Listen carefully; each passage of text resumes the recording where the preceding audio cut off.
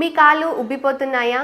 Legs, ankle and feet పఫీగా కనిపిస్తే దీన్ని oedema అంటాం. అంటే ఎక్స్ట్రా ఫ్లూయిడ్ టిష్యూస్లో చేరుకుపోతుంది అని. ఇలా జరగటానికి చాలా కారణాలు ఉంటాయి. First, me heart, liver and kidney సరిగా పని చేయకపోతే ఎక్స్ట్రా ఫ్లూయిడ్ బ్యాకప్ అవుతుంది.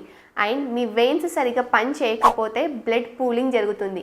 దీనే క్రానిక్ వీనస్ ఇన్సఫిషియన్సీ అని అంటాం. అంతేకాదు కొన్ని మెడికేషన్స్ వల్ల కూడా కాళ్ళలో వాపు అనేది వస్తూ ఉంటుంది. లింఫ్ బ్లాక్ అయినా కూడా కాళ్ళలో వాపు వస్తుంది. దీన్ని లింఫెడిమా అంటాం. ఇలా వచ్చినప్పుడు మీరు చేయాల్సిన 3 పనులు. ఫస్ట్, రోజు నడవండి. సెకండ్, కూర్చునేటప్పుడు, పడుకునేటప్పుడు మీ కాళ్ళని ఎత్తులో అంటే హార్ట్ అండ్ ఎబో లెవెల్లో పెట్టుకోండి. థర్డ్, కంప్రెషన్ స్టాకింగ్స్ని ఉపయోగించండి.